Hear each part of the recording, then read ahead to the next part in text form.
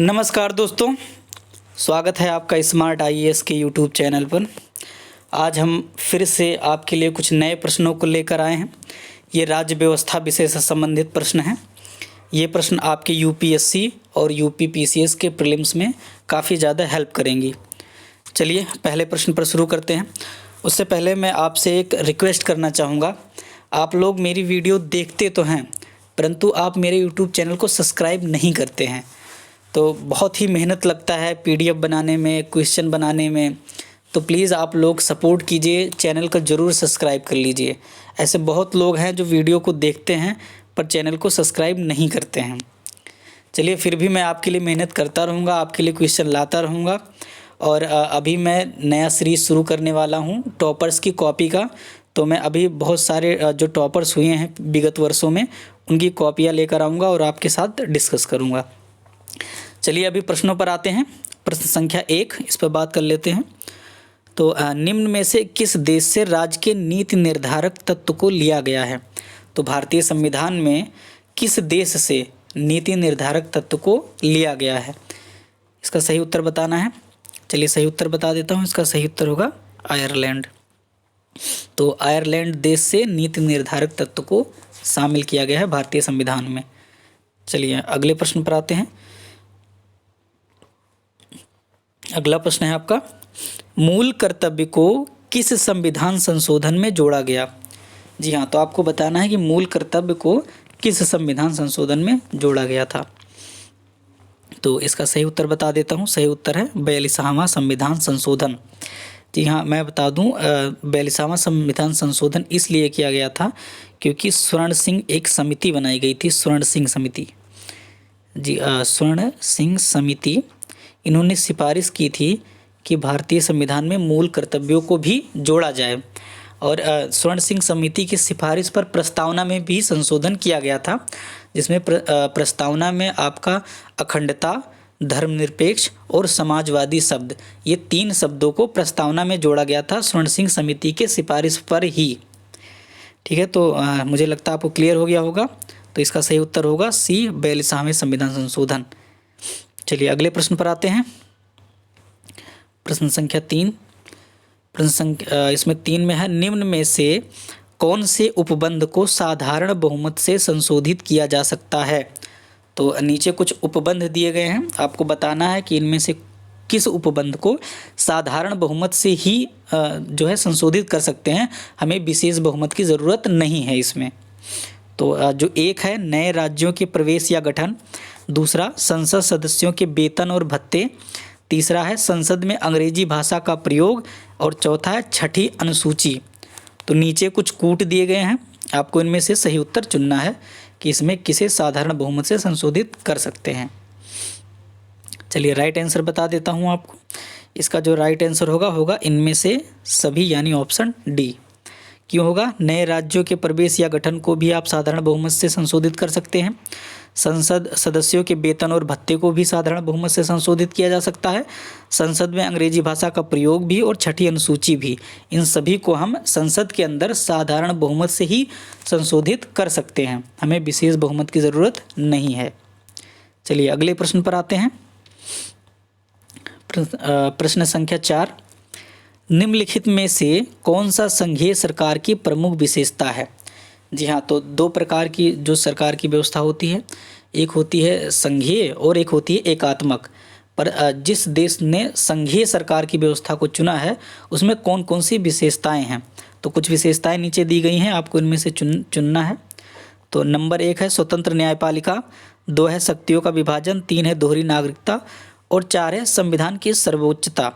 नीचे कुछ कूट दिए गए हैं, इसमें सही उत्तर चुनना है आपको। ऑप्शन ए 1, 2 और 3, ऑप्शन बी केवल 2, ऑप्शन सी 1, 2 और 4 या ऑप्शन डी 1, 3 और 4। सही से ध्यान से देख लीजिए एक बार फिर। चलिए मैं आपको राइट आंसर बता देता हूँ। इसका जो राइट आंसर होगा वो होगा 1, 2 और 4, यानी ऑप्शन सी। क्यों होगा? कोई भी अगर संघीय सरकार है तो उसकी न्यायपालिका स्वतंत्र होगी।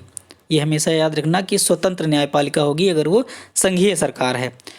दूसरा विशेषता देख लेते हैं शक्तियों का विभाजन, जी हाँ, अगर कोई संघीय सरकार है तो उसमें शक्तियों का भी विभाजन किया होगा। ठीक है, दोहरी नागरिकता नहीं होगी, किसी भी संघीय सरकार में दोहरी नागरिकता नहीं होती है, एकल नागरिकता का प्रावधान होता है। संविधान की सर्वोच्चता, जी संघीय सरकार में संविधान की सर्वोच्चता होती है, यानी संविधान ही सर्वोपरि होता है। ठीक है, तो इस तरह 3 गलत हो जाएगा, तो इसका राइट आंसर हो जाएगा ऑप्शन सी 1, 2 और 4। चलिए अगले प्रश्न पर आते हैं। प्रश्न संख्या 5, निम्नलिखित में से किन परिस्थितियों में संसद राज्य सूची के विषय पर कानून बना सकता है? सूचियों के बारे में आपको पता होगा, नहीं पता है तो मैं आपको बता दूं, 3 प्रकार की अनुसूचियां होती हैं। पहला होता है संघ अनुसूची, दूसरा होता है राज्य सूची और तीसरा होता है समवर्ती सूची। सॉरी मैंने अनुसूची बोल दिया था पहले, अनुसूची तो दूसरी चीज़ हो जाती है, यहाँ पर सूचियों की बात हो रही है। ठीक है, तो जो राज्य सूची होती है जो विषय दिए होते हैं राज्य सूची में, उसमें कानून सिर्फ राज्य सरकार ही बना सकती है, और जो संघ सूची होती है उसके विषयों पर संसद कानून बनाती है, और जो समवर्ती सूची होती है उसमें संसद और राज्य विधानमंडल दोनों ही कानून बना सकते हैं। ठीक है, तो आपको बताना है कि किन परिस्थितियों में संसद राज्य सूची के विषय पर कानून बना सकता है। ठीक है, चलिए राइट आंसर बता देता हूँ। इसका राइट आंसर होगा राष्ट्रीय आपातकाल के दौरान। ठीक है, अगर देश में राष्ट्रीय आपातकाल लगा हुआ है तो संसद राज्य सूची के विषय को उठाकर भी कानून बना सकती है। ठीक है, चलिए अगले प्रश्न पर आते हैं। प्रश्न संख्या 6, निम्नलिखित में से किस संविधान संशोधन द्वारा जीएसटी काउंसिल की स्थापना की गई है? ठीक है, तो आपको बताना है जीएसटी काउंसिल की स्थापना किस संविधान संशोधन में किया गया था। चलिए इसका सही उत्तर बता देता हूँ। इसका सही उत्तर होगा 101वें। जी हाँ, जब भारतीय संविधान में जीएसटी को भी जोड़ा गया था तो उस समय 101वां संविधान संशोधन किया गया था, और जीएसटी कर लाते समय ही एक काउंसिल बनाई गई थी, उसको जीएसटी काउंसिल कहा जाता है। ठीक है, तो इसलिए इसका ऑप्शन सी राइट आंसर होगा। चलिए अगले प्रश्न पर आते हैं। प्रश्न संख्या 7, अनुच्छेद 352 के तहत निम्न में से किस आपातकाल की घोषणा की जाती है? ठीक है, तो आपको बताना है कि जो अनुच्छेद 352 है उसके तहत किस आपातकाल की घोषणा की जाती है। इस तरह के question UP PCS, Bihar PCS, MP PCS, ये जो राज्य सेवा आयोग हैं ये लोग ज़्यादा पूछते हैं इस तरह के क्वेश्चन, तो आप लोग अनुच्छेद को भी ध्यान से पढ़ लिया करिए जब भी आप तैयारी कीजिए। चलिए मैं इसका राइट आंसर बता देता हूँ। इसका राइट आंसर होगा राष्ट्रीय आपातकाल। ठीक है, नीचे कुछ और दिए हैं, राज्य आपातकाल, राष्ट्रपति शासन, ये दोनों ही नहीं होंगे। मैं बता दूं वित्तीय आपातकाल लगता है आपका आर्टिकल 360 के तहत। ठीक है, और जो ये राज्य आपातकाल या राष्ट्रपति शासन, ये दोनों ही 356 के तहत लगते हैं। ठीक है, आर्टिकल 356 के तहत राज्य आपातकाल और राष्ट्रपति शासन लगाया जाता है, तो इसलिए इसका जो राइट आंसर होगा वो होगा राष्ट्रीय आपातकाल, ऑप्शन ए। चलिए अगले प्रश्न पर आते हैं। प्रश्न संख्या 8, निम्न कथनों पर विचार कीजिए। यहाँ पर 2 कथन दिए गए हैं, इस पे आपको विचार करना है। तो नंबर 1 है राष्ट्रीय आपातकाल की घोषणा न्यायिक समीक्षा से बाहर है। दूसरा है राष्ट्रपति राष्ट्रीय आपातकाल की घोषणा केवल मंत्रिमंडल की लिखित सिफारिश पर ही कर सकता है। तो नीचे कुछ कूट दिए गए हैं, इसमें से आपको सही उत्तर चुनना है। चलिए इसका राइट आंसर बता देता हूँ। इसका राइट आंसर होगा ऑप्शन बी, यानी केवल 2। क्यों होगा मैं बता देता हूँ। तो राष्ट्रीय आपातकाल की घोषणा न्यायिक समीक्षा से बाहर है, ये नहीं होगा, क्योंकि जब 44वां संविधान संशोधन किया गया था उस समय यह प्रावधान कर दिया गया था कि राष्ट्रीय आपातकाल की न्यायिक समीक्षा की जा सकती है, वह न्यायिक समीक्षा से बाहर नहीं है। ठीक है, दूसरा बात करते हैं, राष्ट्रपति राष्ट्रीय आपातकाल की घोषणा केवल मंत्रिमंडल की लिखित सिफारिश पर ही कर सकता है, ये बिल्कुल सही होगा।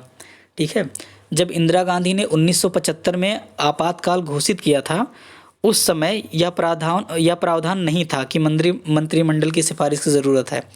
राष्ट्रपति अपने ही बुद्धि या विवेक का इस्तेमाल करके आपातकाल लगा सकता था, पर जब 44वां संविधान संशोधन किया गया आपातकाल के बाद जब 1975 का आपातकाल खत्म हो गया, उसके बाद 44वां संविधान संशोधन किया गया तो कुछ प्रावधानों को बदला गया, जिसमें ये प्रावधान भी किया गया कि यदि राष्ट्रीय आपातकाल लगाना है तो मंत्रिमंडल की लिखित सिफारिश की बहुत ही ज़रूरत है। बिना उनकी लिखित सिफारिश के आपातकाल नहीं लगाया जा सकता। तो इसलिए इसका राइट आंसर होगा केवल 2। चलिए अगले प्रश्न पर आते हैं। प्रश्न संख्या 9, निम्नलिखित में से कौन राष्ट्रपति के निर्वाचन में शामिल होता है? ठीक है, तो यहाँ पर कुछ उपबंध दिए गए हैं, इसमें आपको बताना है कि राष्ट्रपति के निर्वाचन में कौन इसमें शामिल हो सकता है। पहला है राज्य विधानसभा के निर्वाचित सदस्य, दूसरा है संसद के दोनों सदनों के मनोनीत सदस्य, तीसरा है राज्य विधान परिषदों के निर्वाचित सदस्य, चौथा है राज्य विधानसभाओं के मनोनीत सदस्य। ठीक है, तो नीचे कुछ कूट दिया गया है, इसमें से आपको सही उत्तर चुनना है कि राष्ट्रपति का जब निर्वाचन होता है तो उन्हें कौन कौन लोग वोट दे सकते हैं। चलिए सोचिए इसका राइट आंसर क्या होगा। चलिए मैं ही बता देता हूँ, इसका जो राइट आंसर होगा वो होगा ऑप्शन सी, यानी केवल 1। क्यों होगा इस पर चर्चा कर लेते हैं। तो राज्य विधानसभा के निर्वाचित सदस्य, ये तो होगा ही कि जो भी निर्वाचित सदस्य हैं विधानसभा में राज्य के, वो लोग वोट दे सकते हैं। ठीक है, दूसरा है संसद के सदनों के मनोनीत सदस्य, ये नहीं होगा। ठीक है, एक बात हमेशा याद रखना, राष्ट्रपति के चुनाव में चाहे वो राज्यसभा हो या लोकसभा हो, जो राष्ट्रपति द्वारा मनोनीत किए जाते हैं दोनों ही सभाओं में सदस्य, वो वोट नहीं दे सकते हैं राष्ट्रपति को। ठीक है, राज्य विधान परिषदों के निर्वाचित सदस्य ये भी नहीं दे सकते। जो अभी जो है कुछ राज्यों में विधान परिषद भी है, जो उनमें निर्वाचित सदस्य होते हैं वो भी वोट नहीं दे सकते हैं। ठीक है, राज्य विधानसभाओं के मनोनीत सदस्य ये नहीं होगा। मैं आपको पहले ही बता चुका हूँ कि मनोनीत सदस्य राष्ट्रपति चुनाव में वोट नहीं देते हैं। ठीक है, तो इसलिए आपका जो राइट आंसर होगा वो होगा केवल 1। चलिए अगले प्रश्न पर आते हैं। आपका जो अगला प्रश्न है वो है, राष्ट्रपति किस वीटो के तहत किसी विधेयक को पुनर्विचार के लिए लौटा सकता है? ठीक है, तो आपको पता ही होगा कि राष्ट्रपति के पास यह शक्ति होती है कि यदि संसद में कोई विधेयक पास होता है और पास होने के बाद राष्ट्रपति के पास हस्ताक्षर के लिए जाता है, पर उस समय राष्ट्रपति के पास यह पावर होता है कि वह उस विधेयक को या तो अपने पास रख ले कुछ समय के लिए, या फिर उसको पुनर्विचार के लिए दोबारा लौटा दे, या उसके पास शक्ति होती है। ठीक है, तो हमें ये बताना है कि किस वीटो के तहत वो पुनर्विचार के लिए लौटा देता है। ठीक है, तो नंबर 1 है, मतलब ऑप्शन ए है अत्यांतिक वीटो, दूसरा है निलंबनकारी वीटो, और यहाँ नीचे है पॉकेट वीटो, और डी है स्थगन वीटो। तो आपको इनमें से बताना है किस वीटो के तहत किसी विधेयक को पुनर्विचार के लिए लौटा सकता है। चलिए इसका राइट आंसर बता देता हूँ। इसका राइट आंसर होगा निलंबनकारी वीटो। जी हाँ, इसका होगा निलंबनकारी वीटो। ठीक है, आत्यांतिक वीटो नहीं होगा। ठीक है, पॉकेट वीटो भी नहीं होगा, और स्थगन वीटो भी नहीं होगा। ठीक है, तो इसका राइट आंसर होगा निलंबनकारी वीटो। चलिए आज का जो प्रश्न का श्रृंखला था वो ख़त्म होता है। मैं आपको बहुत धन्यवाद देता हूं कि आखिरी तक आप बने रहे मेरे वीडियो में। और मैं आपको बता दूं, आप लोग वीडियो देखते हैं परंतु चैनल को सब्सक्राइब नहीं करते हैं, तो आपसे रिक्वेस्ट है प्लीज़ चैनल को सब्सक्राइब कर दीजिए, वीडियो को लाइक कर दीजिए, और जो भी आपके दोस्त में IAS PCS वगैरह की तैयारी करते हैं उन्हें यह वीडियो शेयर कर दीजिए। चाहे कुछ ही प्रश्नों का अभ्यास हो जाएगा, पर हो जाएगा, और प्रीलिम्स में मैं गारंटी लेता हूँ कि ये बहुत ज़्यादा हेल्प करेगा आपको। चलिए आज के लिए बस इतना ही। धन्यवाद। जय हिंद।